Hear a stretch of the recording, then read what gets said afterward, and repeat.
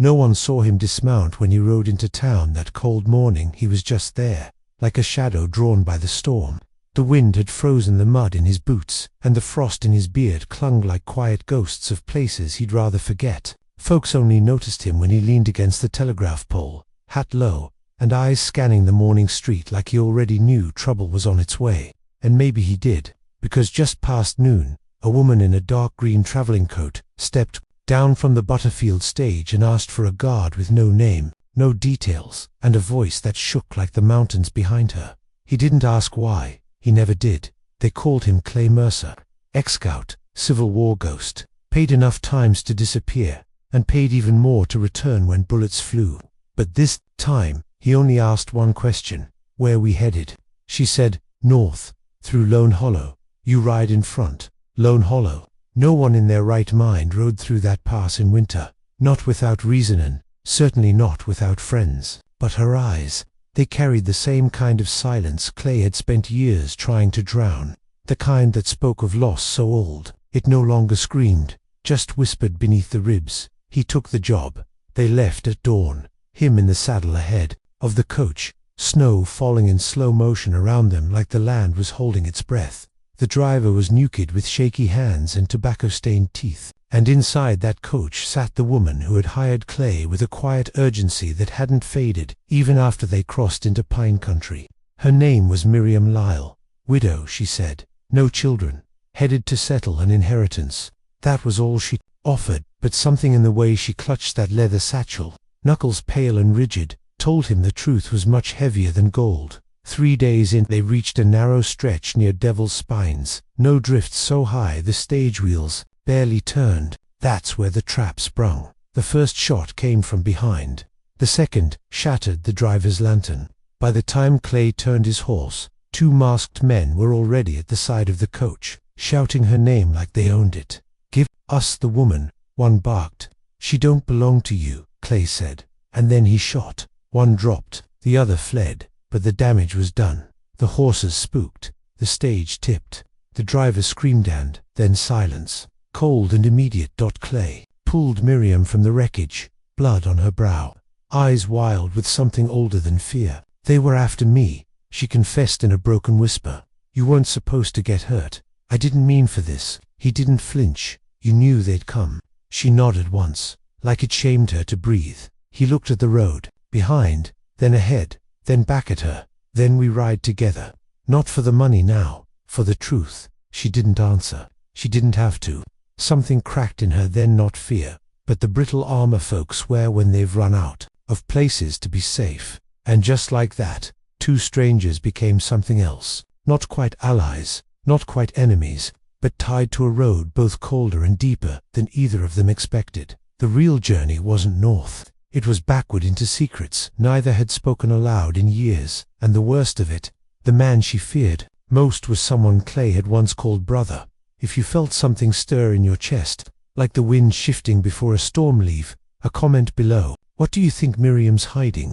And why would Clay ride into a trap meant for someone else? Things are just beginning to unravel. The fire that night was small, buried between 2 boulders to keep the light low. Clay sat across from her, coat damp from snowmelt, rifle laid across his lap like a sleeping dog.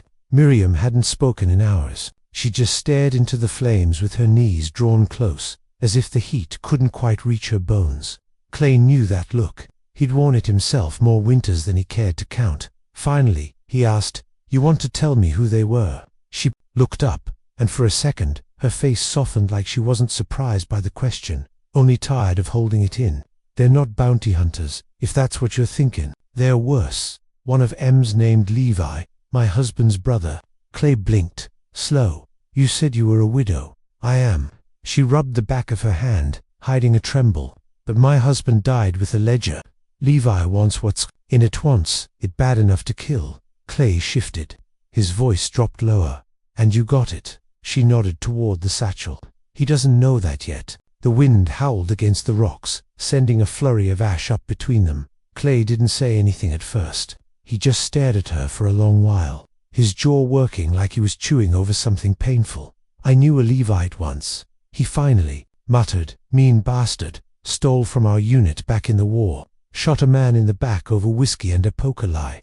Her eyes found his across the fire. That's him. Clay stared, then leaned forward, elbows on knees. Then I reckon I've been riding in your story longer than I thought. The next morning broke cold and grey. They buried the driver beneath a stand of bare cottonwoods, the kind that shivered even when the wind was still. Miriam knelt a long time by the grave, not praying, just whispering something Clay didn't catch. He let her be. Some grief ain't meant to be shared. By noon, they were back in the saddle. Clay rode close now, not ahead. The air between them had shifted, less stranger, more shield. She glanced his way once or twice, like she was still weighing whether or not to trust the man who bled for her without knowing why. They stopped in a town called Cross Hollow by sunset. Not much more than a saloon, a smithy, and a post office. The kind of place folks pass through without learning names. They found a room above the general store. 2 beds, thin walls, and a lock Clay didn't trust. He posted himself in a chair. By the window, one boot propped, rifle within reach. Miriam stood by the stove, arms folded tight. The silence stretched until it threatened to snap. "You don't sleep much, do you?" she asked. Clay chuckled once. "Dry, used to. Before the world showed me what happens when I do." She turned slowly, her face caught between candlelight and shadow. "You ever lose someone?" Clay didn't answer right away. His fingers grazed the scar under his chin, a habit he hadn't kicked. "Yeah," he said at last. "A little girl, 5 years old.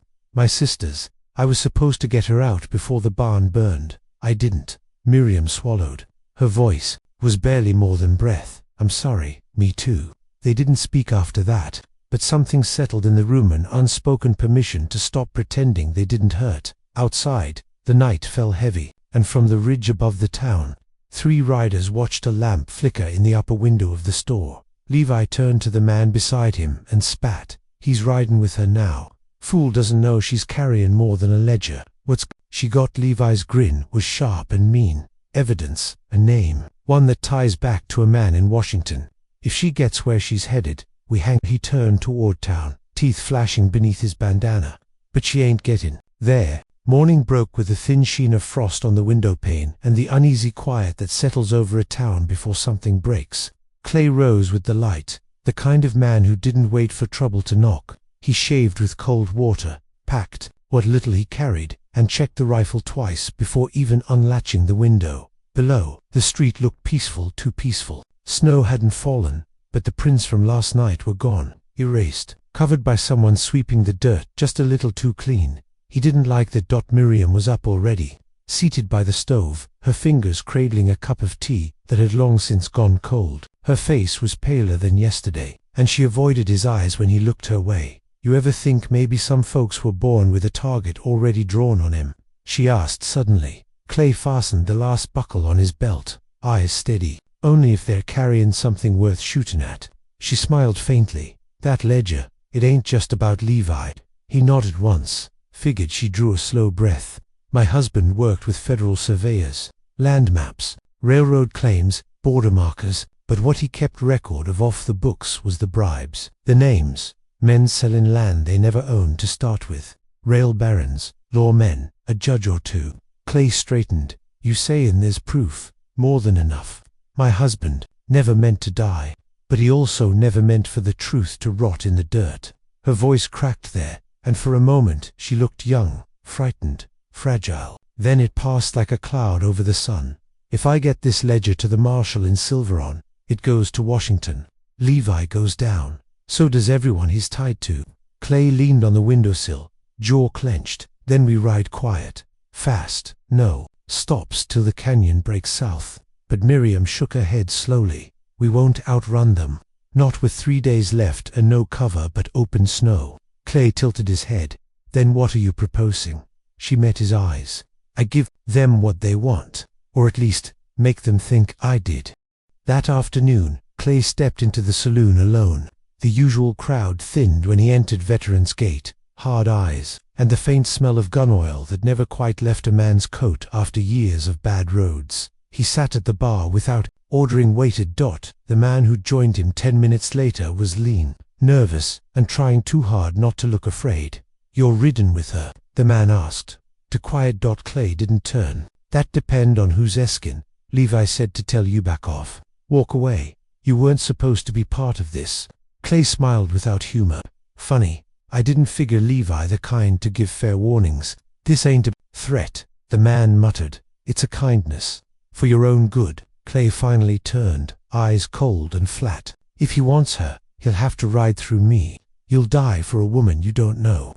Clay leaned in. No, I'll die, keeping a promise. That's different. That night, Miriam stayed behind while Clay rode east, leaving a visible trail just long enough to lure Levi's men. Meanwhile, she slipped out the back, bundled in boy's clothing, carrying a satchel that held only rocks. The real ledger was now sewn into the lining of Clay's saddlebag. By moonrise, Clay was deep into foothill country, the wind cutting sharp through the pine. Somewhere behind him, he heard hoofs. 3 riders. He knew he'd come to this. He also knew Miriam was nearly half a day ahead by now, safe with a farmer he once saved during a cattle raid. Still, something inside him ached, not for the danger, but for the way her eyes had lingered on him before he left, like she wanted to say something she didn't know how to. The ambush came near midnight. 3 men rode down from a bluff, rifles aimed, torches high. Clay turned his horse in slow circles, letting them surround him. Levi stepped forward. Well, I'll be damned. I knew it was you, Clay Mercer. Thought you crawled into a bottle after the war. Clay didn't blink. Some things ain't worth forgetting. Some men neither. Levi grinned wide. Where's the woman? Clay held his breath, then spat in the dirt. Too far for you to catch now. She ain't got what you want anyway. Levi's eyes narrowed. Then why you protecting her? Clay looked up slowly. Because someone has to. The stars overhead flickered like old memories, distant, cold, and out of reach. Clay stood in the snow, hands raised halfway. Levi's gun trained dead center on his chest. 3 horses, 3 men, and 1 truth coiled tight between them. Clay had what they wanted, or at least that's what they believed. You always were too noble for your own good, Levi said, stepping closer, boots crunching over ice. Thought the war would break that out of you. Clay didn't move. His voice was steady, calm. You knew I wouldn't let a woman ride into a trap alone.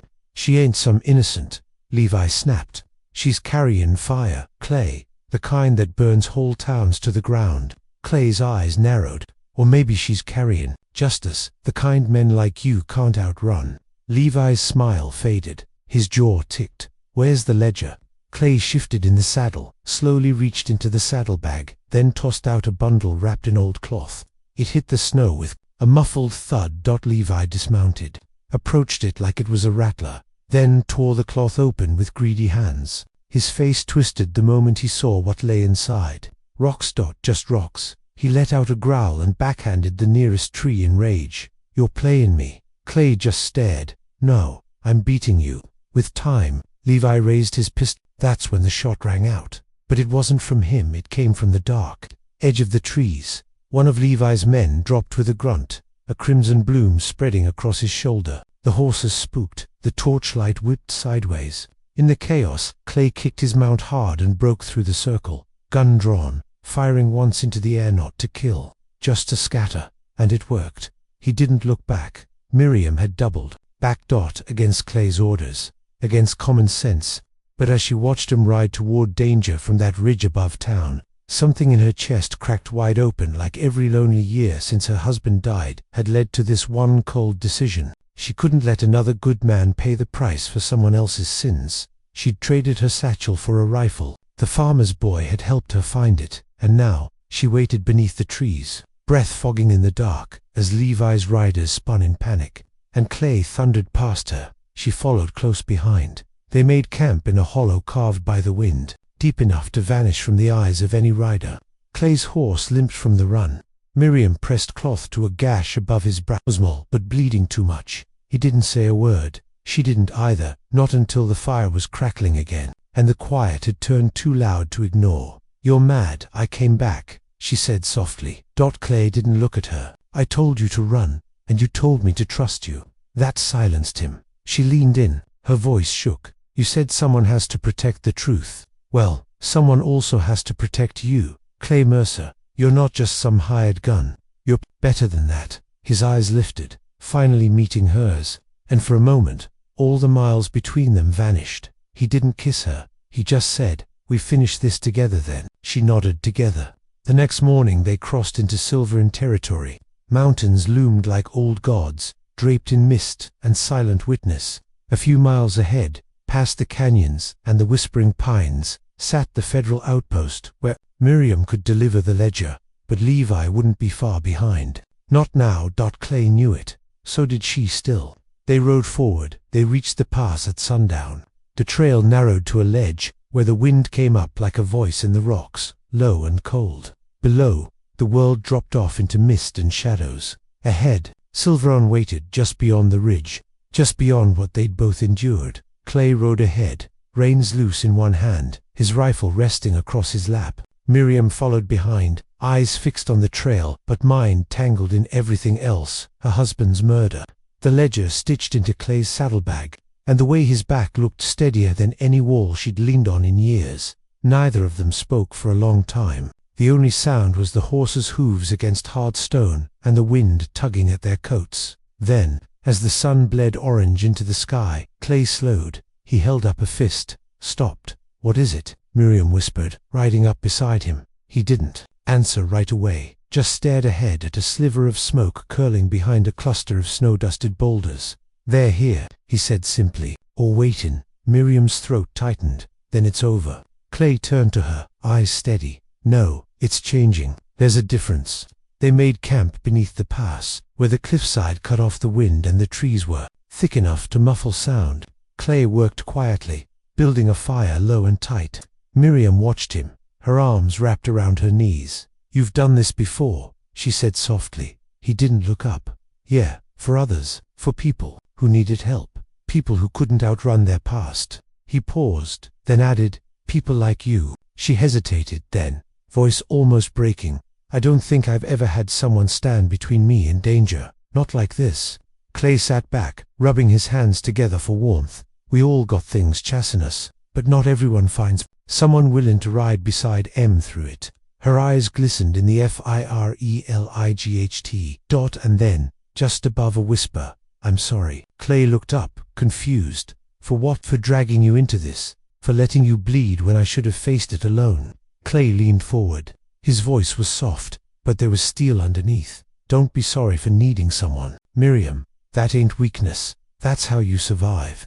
They left before dawn. No words, just a nod, a breath, a final look at the fire as it died behind them. The trail narrowed again, and as they crested the ridge, the world opened wide. In the distance, gold and gray in the morning haze, the river ran below it, carving through the land like a promise. But they didn't make it far before the shots rang out. Too quick and close. Clay spun his horse, rifle raised. Miriam ducked low, gripping the reins. From behind the rocks, Levi stepped out, calm as a preacher, his coat flapping in the cold. "Took you long enough," he called. Behind him, two riders emerged, guns drawn, faces hidden. Clay didn't lower his rifle. "You following me, or the ledger?"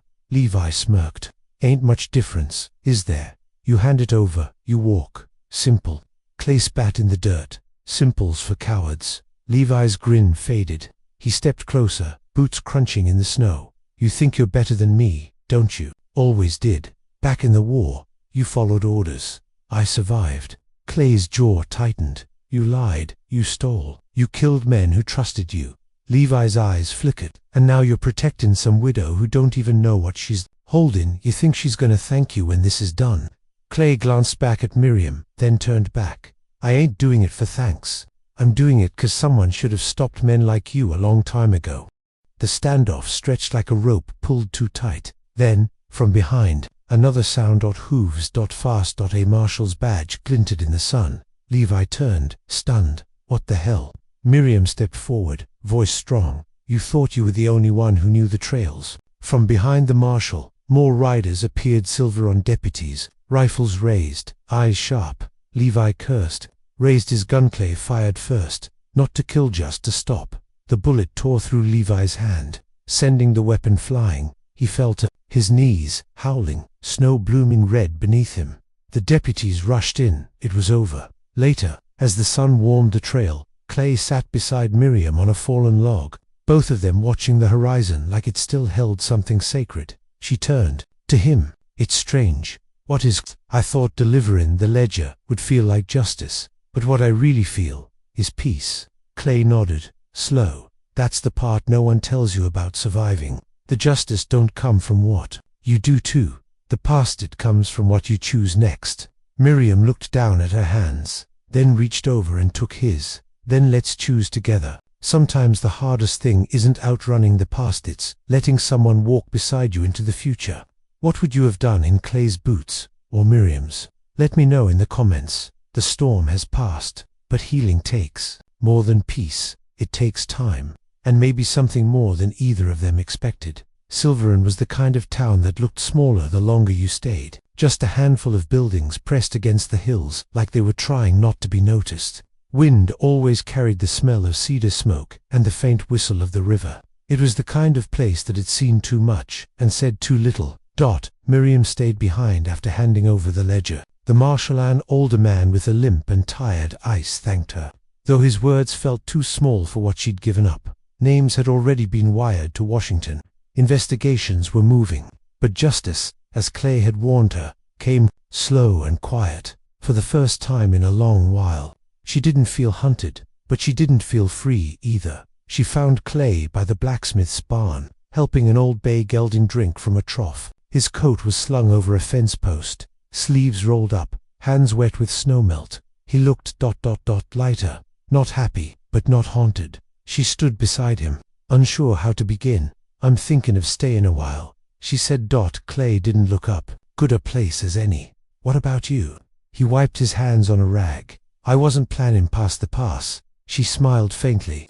Then maybe it's time you did. They took rooms at the boarding house on the edge of town. Miriam upstairs, Clay in the small bunkhouse out back, near the woodshed. Days passed slow, simple. He helped chop firewood, fixed fence posts for a rancher too old to swing a hammer. Miriam found work organizing papers at the sheriff's office, her handwriting neat, her silence welcome in a place full of loud men. They crossed paths every evening.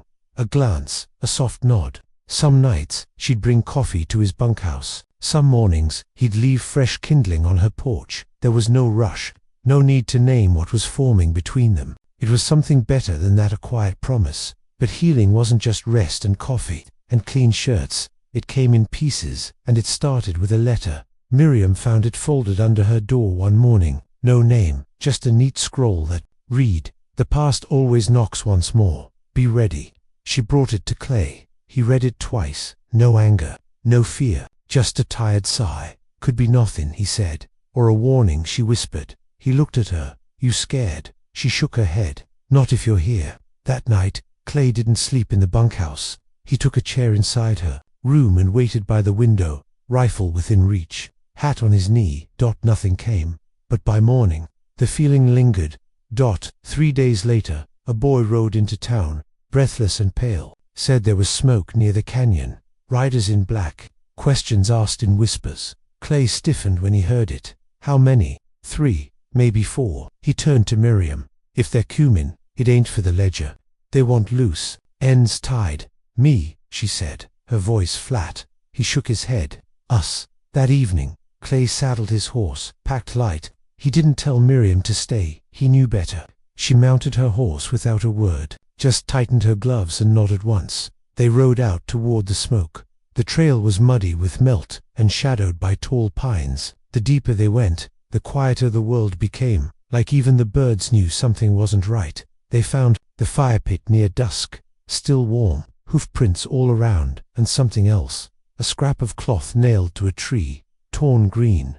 Miriam's eyes went wide. "That was my coat." Clay studied the cloth, then scanned the woods. "They're Levian breadcrumbs. For us." "No," he muttered, eyes dark. "For me." They set camp in silence that night. No fire, just the sound of the wind combing through trees and the low shift of the horses behind them. Miriam leaned against a log, arms crossed, her breath fogging in the dark. "You think this is Levi's men?"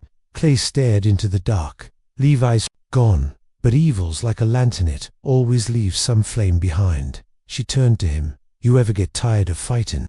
Clay didn't answer for a while. Then, "I don't fight for the sake of it. I fight for the space between people, for the quiet they deserve." He looked at her then, and there was something in his eyes that hadn't been there before. I think I'm fighting for you now, Miriam. She swallowed. Then I'm not running anymore. By morning, the woods had changed.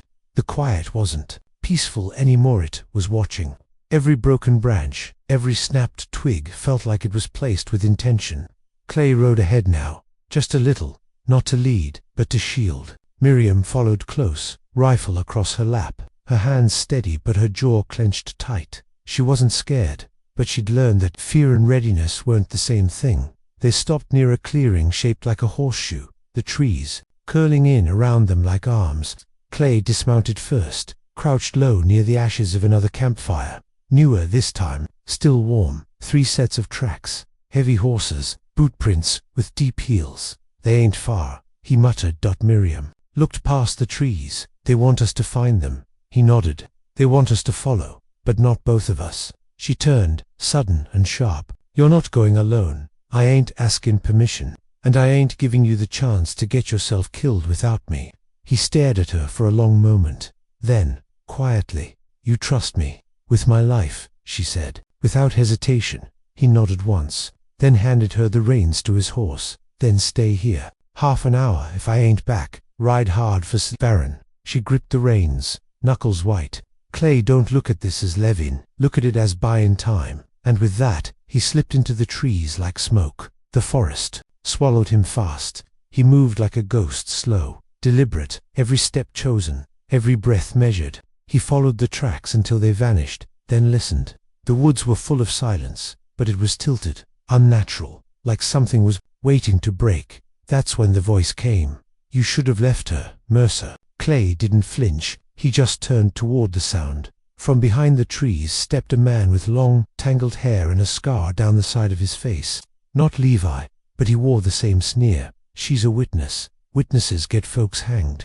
Clay didn't lower his gun.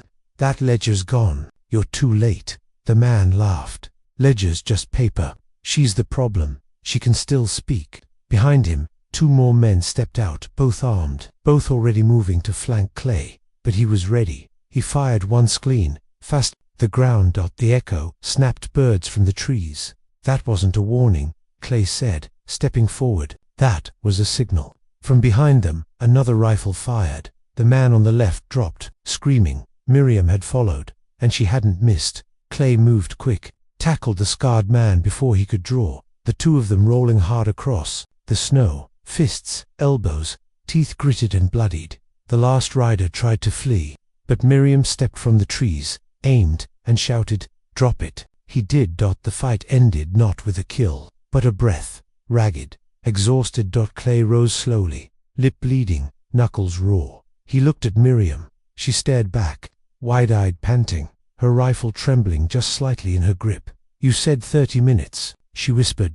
He tried to smile, but winced instead. Took too long. She ran to him, held him, not because he needed it but because she did. They tied the surviving men and rode them into Silveron under guard.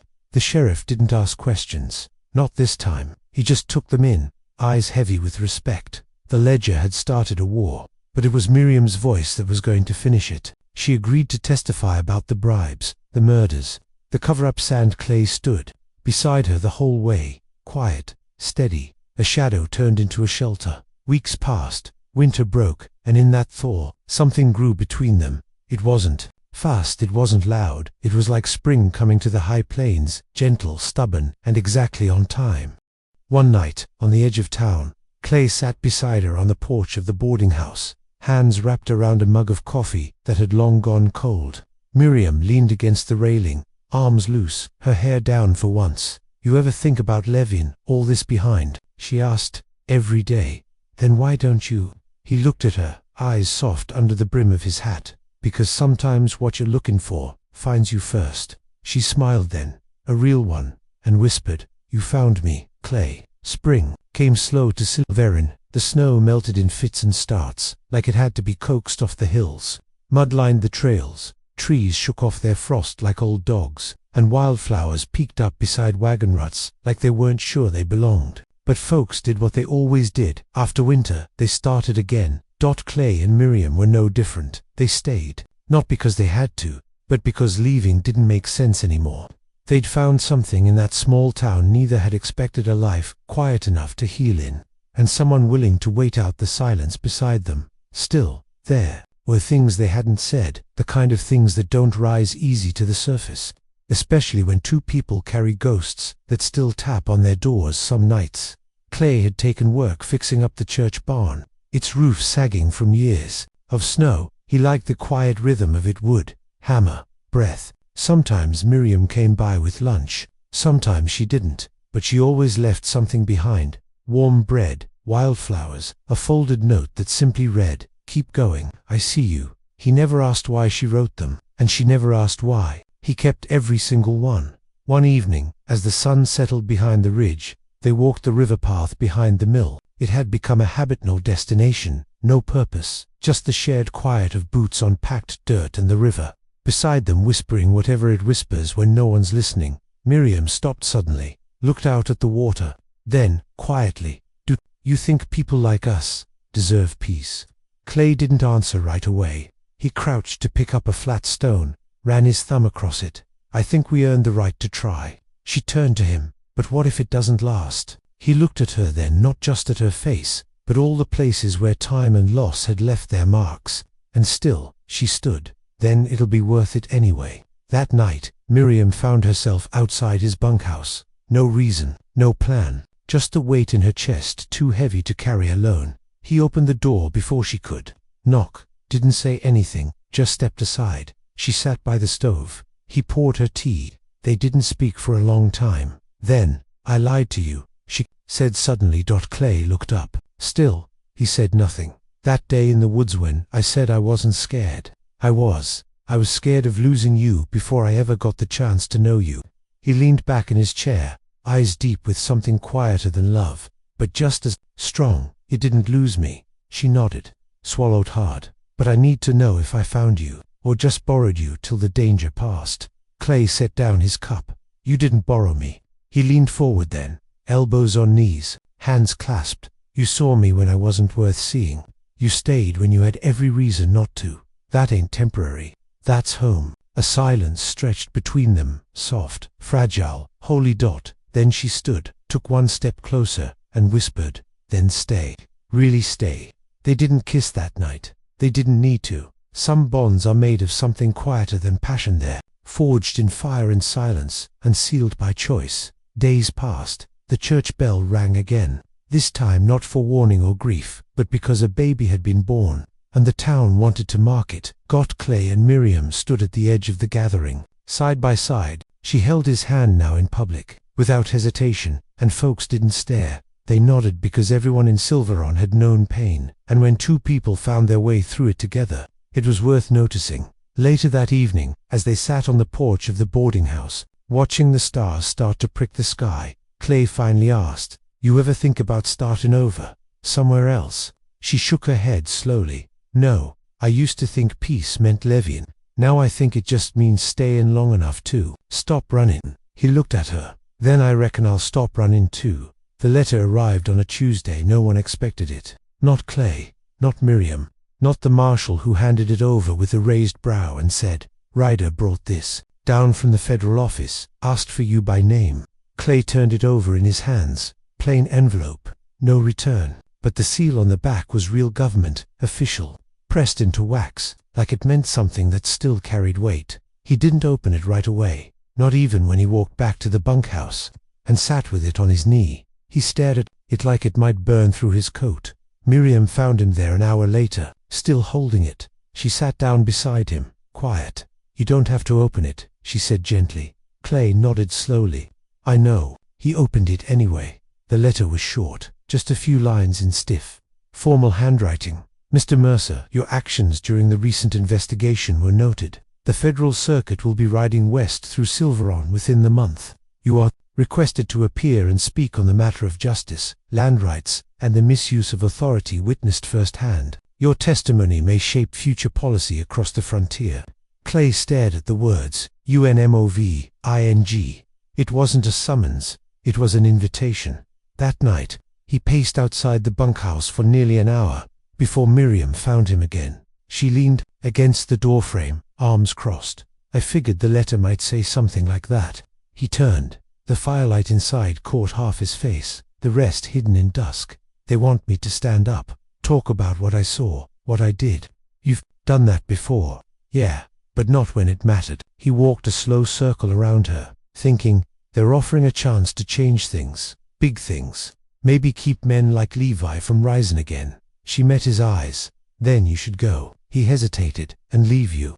Miriam's face shifted just a flicker of pain, quiet and deep. You wouldn't be leaving me, not if you come back. Clay swallowed hard. And what if I don't? She stepped forward, touched his chest. Then I'll wait. Because you're not just fighting for strangers anymore. You're fighting for us. Over the next few days, the town buzzed with the news. Folks nodded when Clay walked by. Some offered handshakes. A few even said thank you, not for what he'd done, but for what he might still do. It was strange, being seen. Stranger still, being trusted. He packed light, just his rifle, one spare shirt, and a tin of coffee. Miriam tucked into his saddlebag, without saying a word. She saw him off at dawn, the mist still rising from the river, her shawl drawn tight around her shoulders. Clay mounted slowly, then turned. In the saddle. You sure about this? Miriam stepped close, took his hand. You already chose me once. Now I'm choosing you. Go do what you're meant to. He didn't say goodbye. He just leaned forward, pressed his forehead gently to hers, and whispered, I'll come back. Not just 'cause I said I would, but 'cause I want to. And then he rode. Not toward war, but toward something better. The journey took 10 days. He followed rivers, crossed plains, stayed in towns where folks didn't know his name but offered him coffee anyway. And all along the way, he kept thinking of her, not just her face, but her steadiness. The way she stood, when everything around her shook. The way she reached for his hand when she didn't have to. He arrived at the circuit court with dust on his boots and her name in his chest. He stood before men with badges and pens and heavy books, and he told them the truth. About Levi, Miriam, about land and lies, and how sometimes justice doesn't come from laws, it comes from people brave enough to hold the line. And when they asked why he'd gotten involved in the first place, he said, because one woman decided not to run, and I figured, maybe that meant I didn't have to either. He came back 2 weeks later. The sun was setting behind the ridge when he rode into Silverin, tired but whole. The streets were quiet, smoke drifted from chimneys, and on the porch of the boarding house, Miriam stood waiting like she'd always been there. She didn't say anything at first, just smiled. He dismounted, took off his hat, walked up the steps like every footstep meant something, and when he reached her, she whispered, You came back. He nodded. This town's got more than enough ghosts. Figured I'd rather be one of the living. And then finally, kissed her, not like a goodbye, but like a beginning. Summer came with golden grass and wide blue skies, the kind of stillness that feels like a reward. Silveron had changed, just a little. A new coat of paint on the mercantile, a second teacher, hired for the schoolhouse, a bench added outside the jailhouse where folks could sit without being watched. But more than the town, Clay had changed. So had Miriam, not in loud ways. No grand speeches, no fireworks, just small, steady shifts. How Clay walked with his shoulders a little higher, how Miriam laughed more freely, how neither of them flinched when the wind banged a shutter in the night. They were healing. And this time, neither of them was doing it alone. Clay took a job running mail between Silveron and a few nearby homesteads. Said it wasn't about the money, just liked having a reason to ride and a reason to come back. Miriam stayed close to town, helping with records at the courthouse and tutoring the children of the ranch hands. On Sundays, they shared coffee on the boarding house porch before church bells rang. No one asked if they were married. They didn't have to. You could see it in the way Clay poured her cup first, in the way Miriam leaned into his arm when she read the newspaper aloud, in the silence between them, comfortable, full, unshakable. One afternoon, as Clay returned from a mail run, he found her in the garden behind the boarding house, dirt on her knees, sun on her cheeks, hands deep in the earth like she was anchoring herself to something. He dismounted, watching her for a moment before speaking. You always were stronger than the ground under you. She looked up, smiling. Don't flatter me while I'm elbow deep in beans. He laughed, a full, real sound, then sat beside her in the dirt. They planted quietly for a while.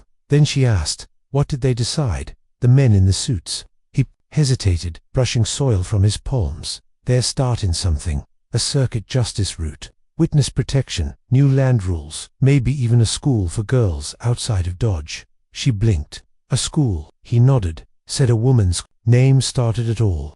Miriam Callahan. Her hands stilled. I never thought I'd be known for anything other than what I lost. Clay turned to her, voice low. You're known for what you fought for, and what you lived through. That ledger was proof. But you're the reason. Change started. She didn't cry. She just leaned forward and kissed the edge of his jaw. Then let's make a life worth everything we walked through. They bought a small plot west of town.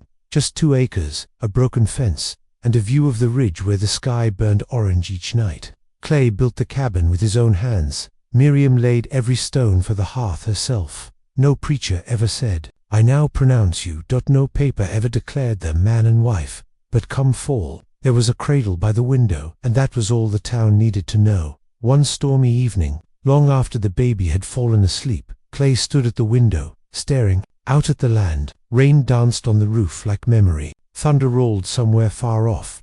Miriam came up behind him, wrapped her arms around his waist. You still think about the day we met? She asked. Clay smiled softly. Every time the wind shifts, do you regret it? Getting pulled into all of it? He turned to her, cupped her face in his hand. If that trap was meant for you. He paused, eyes gentle. Then I'd ride into it again. Every single time. The fire crackled. The child stirred once in the cradle, then settled. Again, outside, the land stretched wide and wild. But inside that cabin within 4 walls built by hand and healed hearts, was a peace neither of them had ever dared to imagine. They didn't chase it, they earned it, step by painful, beautiful, ordinary step. Some stories end with a kiss, some with a gunshot, but the ones that last, they end with a garden, a porch light, and someone choosing to stay. Would you have ridden into the storm like Clay? Would you have let someone carry your burden like Miriam did? Tell us in the comments, because love like this isn't loud, but it's worth remembering. And if this story moved you even a little, you know what to do.